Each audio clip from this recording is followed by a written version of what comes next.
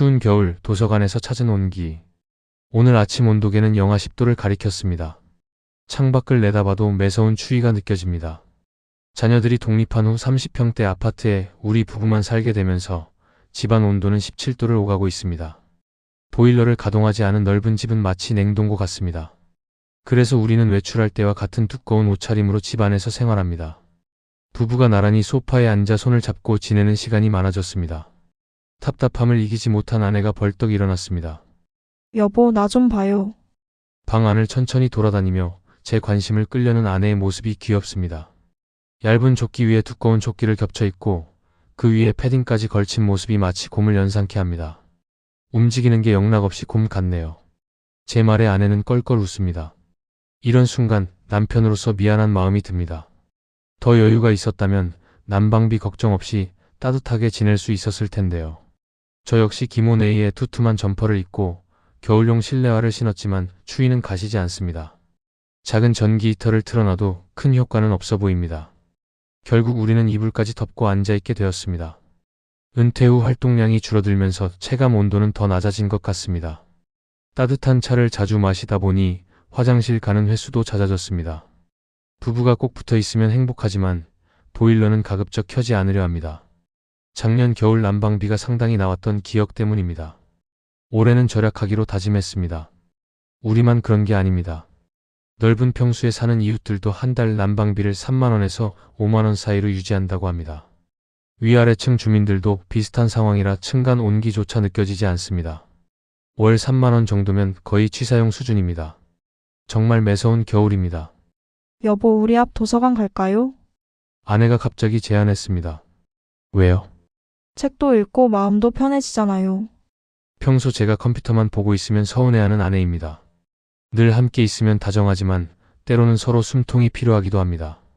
도서관은 따뜻하고 책도 볼 수 있어요. 아내의 설득에 결국 마음을 바꿨습니다. 그래요, 가봅시다.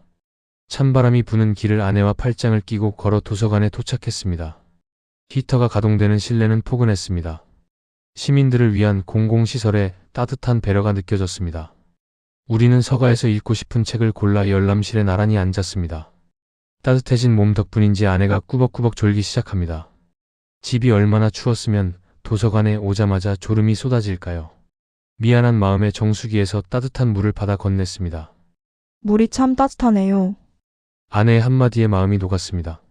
노부부가 도서관에서 하루를 보내니 집에서 보일러를 틀지 않아 난방비가 절약됩니다. 따뜻한 물 한 잔으로도 부부의 사랑은 계속 이어집니다. 동네 도서관이 우리 부부에게는 사랑의 온천이 되었습니다. 올 겨울 도서관에는 우리 같은 노부부들이 하나둘씩 늘어나고 있습니다. 두 번째 사연. 워킹맘의 고백. 누구나 편한 위치에 서고 싶어 하지만 저는 약자의 입장에서도 좋은 분들을 만나 감사하며 살아가는 워킹맘입니다. 5살, 3살 두 아이를 키우며 일과 육아를 병행하다 보면 한계에 다다를 때가 있습니다. 그럴 때면 아이들에게 소리를 지르거나 남편에게 짜증을 내는 미숙한 제 모습과 마주하게 됩니다. 이렇게 힘들게 일할 필요가 있을까? 그냥 그만두고 아이들만 키울까? 하지만 곧 생각을 바꿉니다. 하루 종일 아이들과만 있는다고 교육이 잘 될까? 생활비 부족으로 부부싸움이 더 늘지 않을까? 지금만 지나면 나아지려나? 원래 밝던 제 모습은 어디로 갔는지 모르겠지만 그래도 감사하려 했습니다. 시부모님까지 모시는 워킹맘, 아픈 아이를 돌보는 워킹맘, 혼자서 모든 걸 감당하는 싱글맘을 생각하면 제가 나은 편이니까요. 솔직히 일보다 육아가 더 힘듭니다. 전업주부든 워킹맘이든 모든 엄마들이 육아와 가사에 지쳐가는 게 현실입니다. 그런데 무상보육 정책이 저를 이렇게 힘들게 할 줄은 몰랐습니다. 돈 안 내고 좋지 않냐고 생각하실 수 있겠지만 현실은 다릅니다. 무상보육으로 인해 어린이집이 오히려 강자가 되어버렸습니다. 예전에는 어린이집들이 워낙 유치에 노력했고 부모들은 여러 곳을 방문하며 상담하고 선택할 수 있었습니다. 그런 행복한 시절이 있었죠. 하지만 무상보육 시행 후 전업주부들도 대거 어린이집을 이용하게 되었습니다. 비용 부담이 없으니 일단 대기 순번부터 거는 것이죠. 전업주부들도 자신만의 시간이 필요하고 모든 엄마는 휴식이 필요하니 당연한 일입니다. 문제는 어린이집이 포화 상태가 되면서 시작됐습니다. 오후 3시쯤 아이를 데려가는 엄마와 저녁 늦게 퇴근 후 찾아가는 엄마, 어린이집 입장에서는 당연히 전자를 선호하게 됩니다. 늦게 찾아가는 일하는 엄마의 아이들은 자연스럽게 뒷전이 되었습니다. 저 스스로 눈치를 보게 되고 어린이집에 미안한 마음이 들고 마음이 불안합니다. 가정 어린이집 대기자는 10에서 30명, 국공립은 이미 수백 명이 대기 중입니다. 씩씩하던 워킹맘은 우울한 워킹맘으로 변했습니다.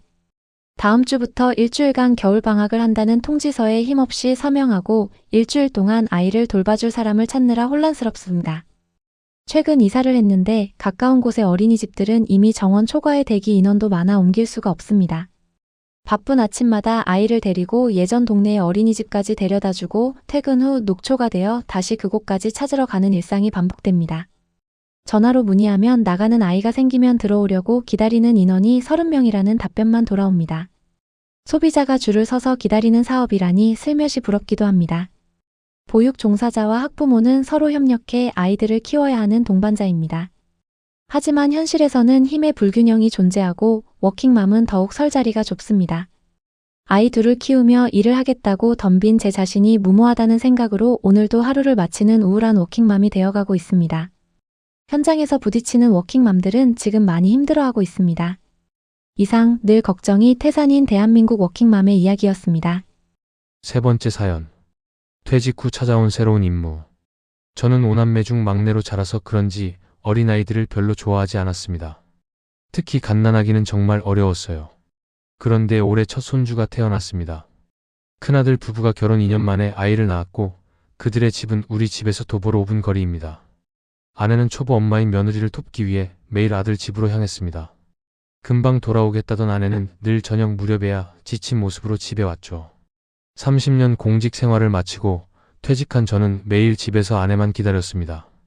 이제는 아침 식사도 제대로 챙겨주지 않고 일찍 나가버리니 제 신세는 그야말로 쓸쓸했습니다. 불만을 표현하면 아내는 단호하게 말했습니다. 건강한 사람이 밥 좀 해먹으면 어때요? 며느리는 잠도 못 자고 아들은 아침도 거르고 출근하는데 분유 한 번 타는데도 시간이 얼마나 걸리는지 알아요? 어느 날 아들 내외가 찾아와 간곡히 부탁했습니다.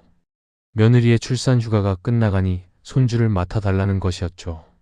나중에 해외여행도 보내드리고 용돈도 드릴게요 라며 애원했습니다. 저는 단호하게 거절했습니다. 내 자식은 내가 키워야지. 우리 부부는 나이도 들었고 다리 수술도 받았잖아. 하지만 아내가 옆구리를 찌르며 설득했고 결국 승낙하고 말았습니다. 그날부터 시작된 육아는 정말 힘들었습니다. 밤낮 없이 우는 아이 때문에 잠을 제대로 잘 수 없었고 제 시간에 식사도 못해 체중이 줄었습니다. 결국 아내마저 몸살로 쓰러졌고 저 혼자 손주를 돌봐야 했습니다. 아내는 누워서도 지시했습니다. 왜 그렇게 뻣뻣하게 안아요? 가슴에 딱 붙여서 안아야죠. 목을 잘 받쳐줘야 해요. 분유를 타고 기저귀를 갈고 자장가를 부르며 하루가 갔습니다. 가장 힘들었던 날은 아내가 잠깐 외출했을 때였습니다. 애가 오래 잘 거예요. 혹시 깨면 전화하세요라는 말을 남기고 나가자마자 아이가 깨어 울기 시작했습니다. 간신히 재웠는데 거리에서 행상들이 마이크로 외쳐댔습니다. 계란 장수, 생선 장수, 과일 장수. 그때마다 아이는 깨어 울었고 저는 다시 안아서 재워야 했습니다. 2시간이 이틀처럼 느껴졌습니다. 그날 이후 저는 완전히 변했습니다. 아내가 시키는 일은 무조건 따르게 되었죠. 육아보다는 훨씬 나으니까요. 이제 아들 부부에게 말하고 싶습니다. 우리도 나이 들었으니 좀 더 자유롭게 살고 싶다고요. 하늘을 나는 새처럼 편안한 노후를 보내고 싶습니다. 네 번째 사연. 새해 아침 눈 치우며 배운 것. 네 자녀를 둔 우리 가족은 새해 첫날 일출을 보기로 약속했습니다. 둘째 딸을 깨우자 귀찮아 더 잘래라며 이불 속으로 들어갑니다. 막내 아들은 달랐습니다. 살짝 깨우자 해돋이 보러 가야지 하며 벌떡 일어났습니다. 솔직히 저도 귀찮다는 생각이 들었지만 새해 첫날부터 아이와의 약속을 어길 수는 없었습니다. 무거운 몸을 이끌고 현관문을 열었습니다. 밖은 온통 하얀 세상이었습니다. 밤새 눈이 쏟아졌고 여전히 내리고 있었습니다. 다시 들어가 우산을 챙겨 나왔는데 바닥이 미끄러웠습니다. 아파트 앞 통로라도 쓸어야겠다 싶어 빗자루를 가져왔습니다. 마침 분리수거일이라 창고 주변까지 깨끗이 정리했습니다. 경비 아저씨께서 눈삽으로 길을 내고 계셨습니다. 그래, 새해 첫날 좋은 일도 하고 막내에게 봉사의 기쁨도 알려주자. 저도 눈삽을 들었습니다. 경비 아저씨와 함께 호흡을 맞춰 눈을 밀어냈습니다. 차가웠던 손이 점점 따뜻해지고 이마에 땀이 맺히며 가슴속에 뿌듯함이 차올랐습니다. 내가 조금만 수고하면 다른 분들이 안전하게 다닐 수 있겠지. 저는 한번 시작하면 끝을 보는 성격입니다. 경비 아저씨로부터 눈삽을 건네받아 아들과 함께 아파트 단지 옆 오르막길로 향했습니다. 그런데 발걸음이 멈칫했습니다. 전날 있었던 일이 떠올랐기 때문입니다. 전날도 길이 얼어 위험해 보여 염화칼슘을 뿌렸습니다. 무거운 포대를 옮기느라 지나가는 분께 도움을 청했지만 고개만 저으며 지나가셨죠. 쇼핑카트로 옮기다 길이 울퉁불퉁해 넘어져 바닥에 쏟기도 했습니다. 힘들게 작업하는데 어떤 상인분은 작은 봉지를 들고 와서 이거 좀 나눠주세요. 가게에 보관할게요. 라고 하셨습니다. 물론 대가를 바라고 한 일은 아니었지만 수고하십니다 정도의 인사는 있을 줄 알았는데 돌아온 건 냉담한 뿐이었습니다. 그래도 마음을 다잡고 눈을 치우기 시작했습니다. 막내는 불만스러운 표정이었습니다. 왜 이걸 우리가 해야 돼? 저 앞에서 차 한 대가 미끄러운 길을 오르려다 헛바퀴만 돌고 있었습니다. 바퀴 밑눈을 치워줬지만 결국 후진해서 내려갔습니다. 봤지? 눈을 안 치우면 차들이 못 올라가잖아. 우리가 치우면 사람들이 편하게 다닐 수 있어. 새해 첫날 좋은 일 하는 거 아니니? 아니 힘들어. 빨리 가자. 왜 우리가 다 해야 하는데? 머릿속이 하얘졌습니다. 평소 봉사하는 모습을 보여주지 못한 제 탓일까요? 즉흥적인 선행에 너무 많은 의미를 부여한 걸까요? 조금만 수고하면 사람들이 안전하게 다닐 수 있어서 엄마는 힘들어도 기쁜데. 아직 어려워서 이런 마음을 모를 수 있지. 좀 더 크면 알게 될 거야. 마무리할 때쯤 상가 주인분이 나오셨습니다. 평소 아는 분이라 인사하려는데 아니, 아줌마, 눈을 왜 다 이쪽으로 쌓아놔요? 인상을 쓰시며 핀잔을 주셨습니다. 순간 가슴이 화끈거렸습니다. 사람들이 미끄러울까봐 아무 데가 없이 치우는 건데 수고한다는 말은 못할 망정. 들고 있던 눈삽에서 힘이 빠졌습니다. 전날의 실망스러움까지 겹쳐 연타를 맞은 기분이었습니다. 날씨가 춥다기보다 사람들의 마음이 차가워 더 춥게 느껴졌습니다. 그런데 시간이 지나자 제 마음에 변화가 생겼습니다. 문득 제 모습이 비쳤습니다. 쓰레기 수거차를 끄는 분께 인사 한 번 하지 않았던 저. 아침마다 교통 정리하시는 경비 아저씨께 눈길 한 번 주지 않았던 저. 결국 깨달았습니다. 그 상인분, 그 상가 주인분의 모습이 바로 제 모습의 일부라는 것을요. 그렇게 생각하니 원망도 섭섭함도 차가움도 사라졌습니다. 오히려 다른 이들을 탓했던 제가 부끄러워졌습니다. 다시 마음이 따뜻해졌습니다. 봉사에 대한 진짜 의미를 깨닫고 이렇게 새해가 시작되었습니다.